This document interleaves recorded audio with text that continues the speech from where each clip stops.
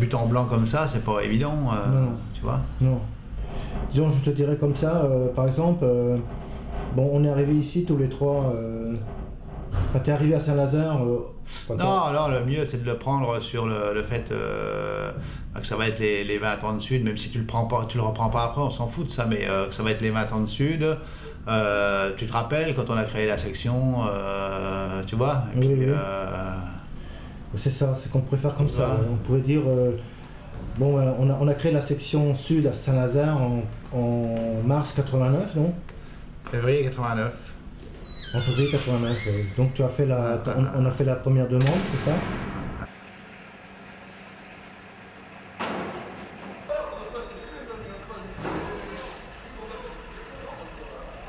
Résistance à ceux qui veulent privatiser la France. La rue répond. Résistance à ceux qui veulent privatiser la France. La rue répond. Résistance.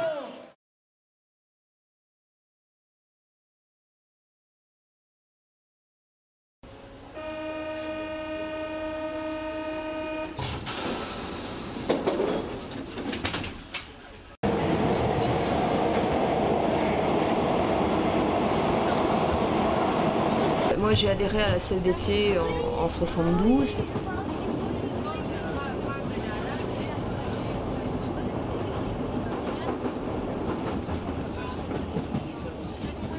En fait, j'ai commencé à travailler, à rentrer dans la vie active à ce moment-là, comme caissière donc à Caen, enfin à Continent-Mondeville, très exactement dans la banlieue de Caen.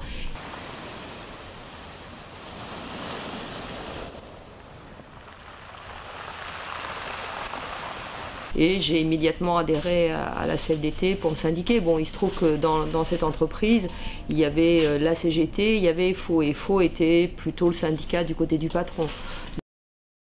Sur les sanctions proposées aujourd'hui contre Sébastien, c'est-à-dire 15 jours d'exclusion pour une prise de parole à Paris-11, je le rappelle, nous demandons à ce que les élus s'opposent à toute sanction et votent contre toute sanction.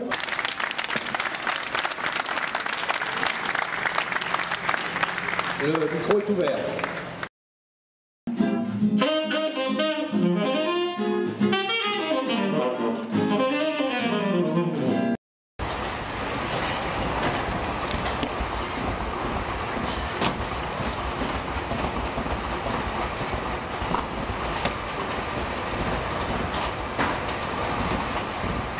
Au nom des syndicats Sud, des CGT, prise de parole devant l'aquarium. Maintenant, les collègues. Donc du coup, la CFDT a exclu un certain nombre de militants qui se sont retrouvés, grosso modo, sans structure. Et l'idée a été, est-ce qu'on crée une nouvelle structure? Est-ce qu'il y a un espace suffisant pour créer une nouvelle structure syndicale à la Poste?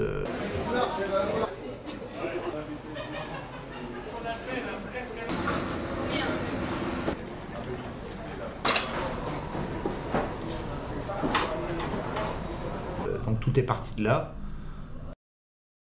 Et donc on s'est retrouvé un petit groupuscule de 3 personnes, dont 2 qui venaient de la CFDT, moi qui venais de la CGT. Et on s'est réunis tous les 3 pour savoir ce qu'on allait faire. Au commencement, nous étions 3. Dominique, le militant en assemblée générale. Mais allez au boulot. Qu'est-ce que ça veut dire, ça?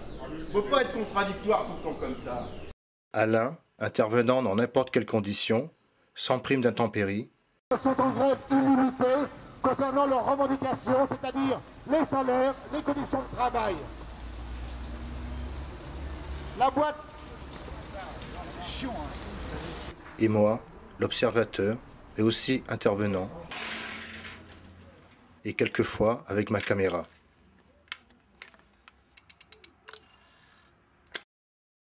Et donc on cherchait quel nom on pourrait trouver.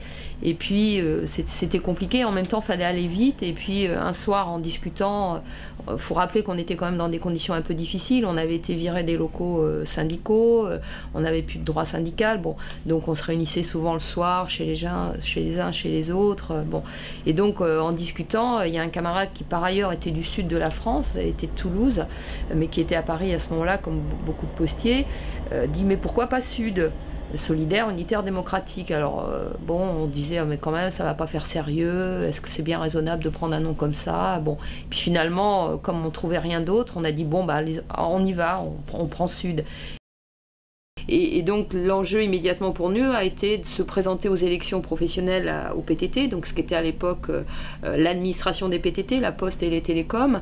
Et donc dans l'urgence, on a présenté des listes essentiellement en région parisienne, mais un petit peu aussi en province. Et ces listes ont fait de très bons scores, puisqu'en région parisienne, en moyenne, on a fait 15%. Au niveau national, on était quasiment à 5%. Et donc ça nous a donné un formidable encouragement pour continuer, parce que en fait, quand on a fait ces listes, c'était un peu dans l'urgence, et puis c'était pour dire qu'on n'acceptait pas le coup de force de la direction de la CFDT contre nous, que nous, on pensait qu'on était légitime syndicalement, que nos adhérents nous soutenaient, nous avaient reconnus, etc. Et donc le fait de réussir ces élections, de réussir des scores aussi importants, montrait que le syndicalisme qu'on défendait, eh bien, finalement, une partie non négligeable des salariés était d'accord avec. Donc sur cette base-là, on a continué, on a pu continuer et commencer à construire sérieusement la Fédération Sud PTT.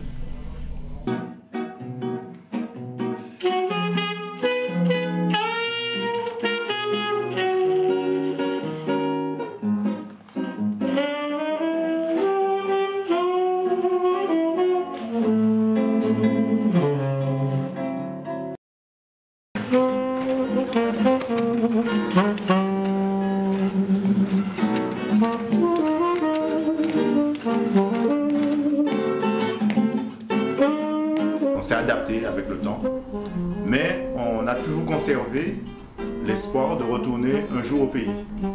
C'est-à-dire qu'on a le corps ici et le cœur au pays.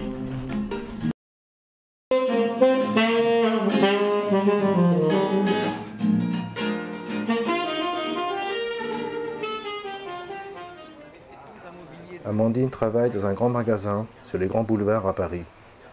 Elle a été injustement licenciée. Sud a organisé une mobilisation pour sa réintégration.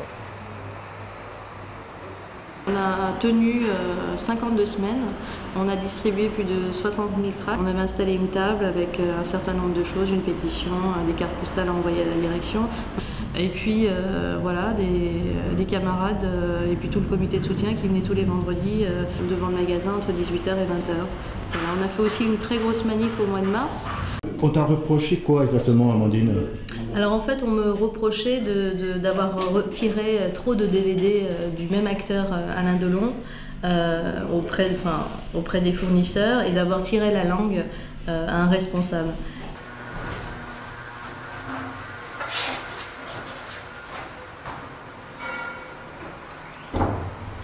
Et donc il me met en mise à pied conservatoire, me demande de prendre mon sac et de partir. Les postiers sont-ils sexy?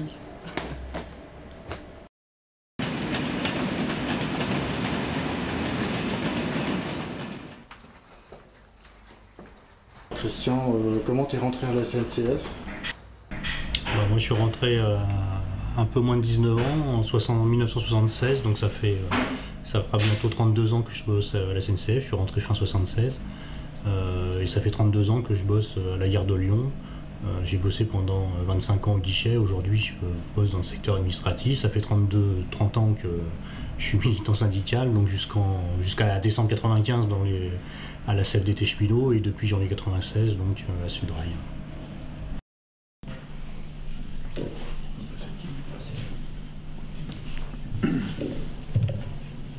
Le directeur du centre de Saint-Mouès, rebelote, harcèlement moral. Le mec, ça fait 3 mois qu'il est en arrêt de travail.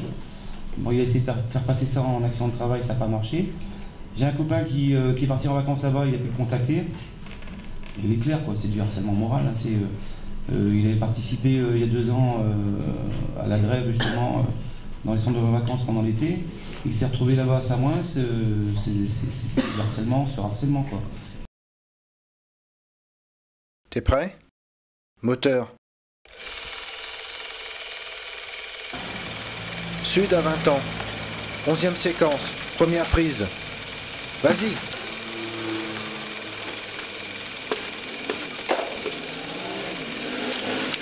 Plus vite. Coupé. Dans les années 70, Dominique vendait un journal qui s'appelait Les Cahiers de mai.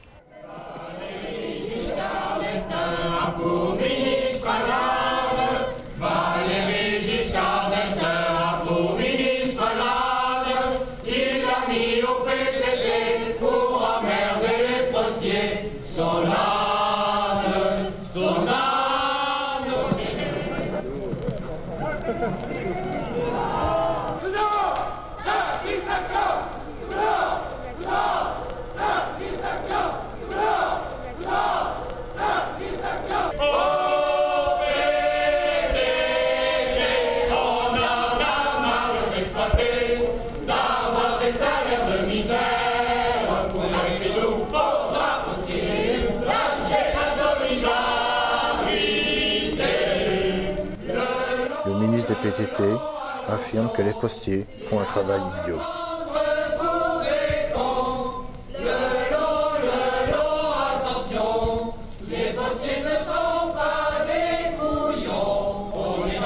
J'y rencontre le militantisme. Postier lui-même, Dominique vend son journal aux collègues pendant la grève.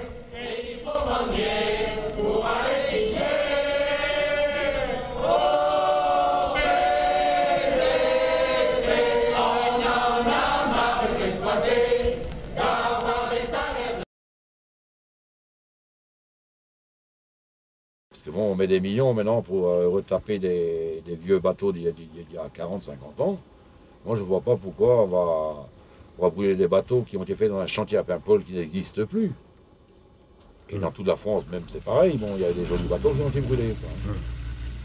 Alors, brûler un outil qui nous a fait vibrer, non, moi, je ne suis pas d'accord.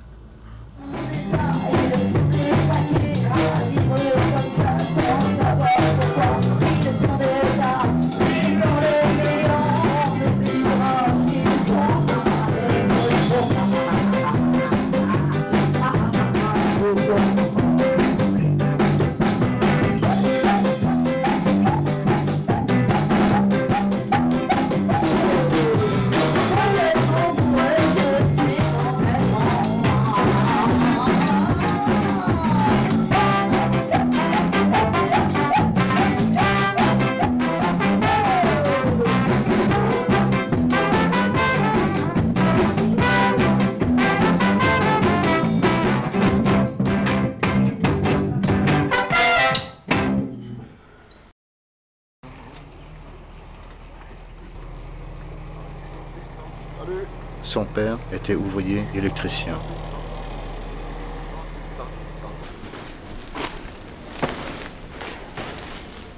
Tu peux nous dire ce que tu penses du fédéralisme pratiqué dans notre syndicat Sud, justement? Le fédéralisme était au début de Sud. Au début, je pense qu'il était assez positif.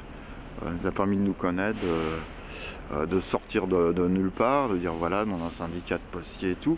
Mais on a tout de suite voulu aller s'ouvrir beaucoup plus largement. Je rappelle qu'on avait quand même soutenu les marches contre le chômage assez. Je pense qu'il va falloir passer à l'action rapidement. C'est-à-dire que nous, jeudi, on va proposer l'action au niveau national et voir à partir de jeudi si les camarades sont prêts à continuer. On était en contact avec des syndicats d'opposition de la CFDT, mais je trouve que maintenant on voit les limites du fédéralisme. Par exemple, là, il y a eu grève des cheminots. Nous, on n'a pratiquement pas participé, alors qu'on est, comme tu le vois, les voies ferrées nous touchent, on n'a pas eu de contact. Je trouve qu'on a un petit peu régressé à ce niveau-là. Encore une de pété? T'as raison. Une de moins au compteur. En 86, avec les coordinations, on avait plus de liens. Et on avait plus de liens au début avec la CFDT d'opposition sur les gares que maintenant. Je suis un petit peu attristé quand je vois ça. Et je trouve qu'il faudrait réfléchir à comment reconstituer un syndicat qui ne soit pas seulement, disons, éclaté par branche, mais aussi centralisé, puisque quand même on voit que les attaques, le système.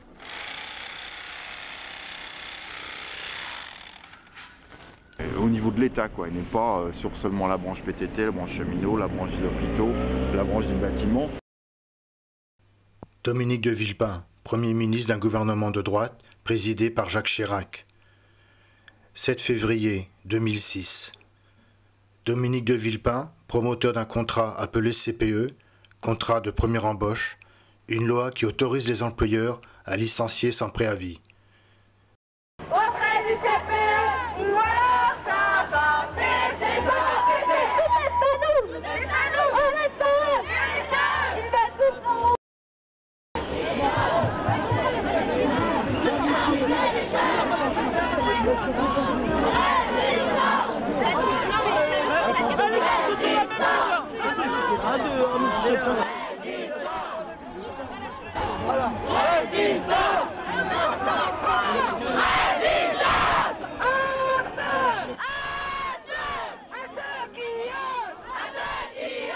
Précariser les jeunes! Précariser les jeunes! La jeunesse répond! Résistance! Elle répond quoi? Résistance! Encore une fois! Résistance!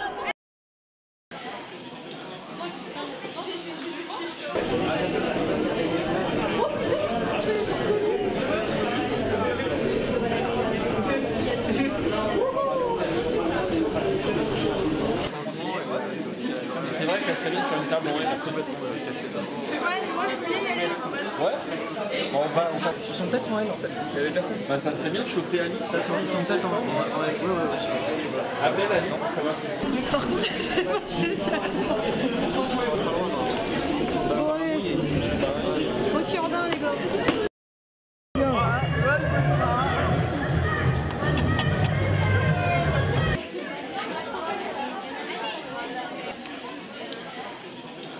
Alors Karina, Sud étudiant se présente aux élections à la fac de Nanterre.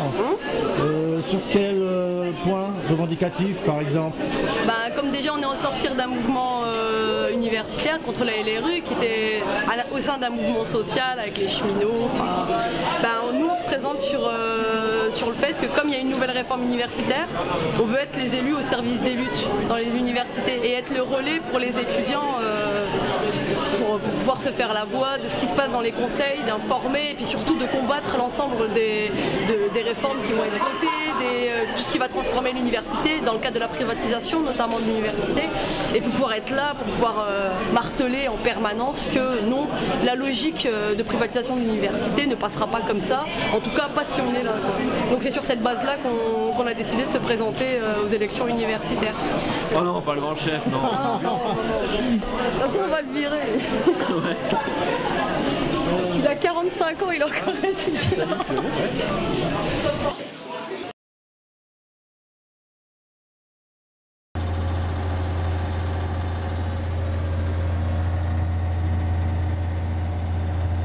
On s'inscrit dans la tradition du mouvement syndical français, et notamment autour de la charte d'Amiens.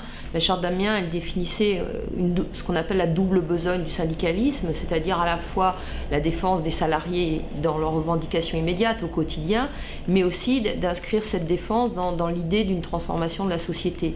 Et en tous les cas, pour nous, ce qui nous semble important, c'est cette idée justement que le capitalisme, c'est pas, c'est pas un horizon indépassable et qu'il y a des combats à mener pour une émancipation plus large que simplement la défense au quotidien.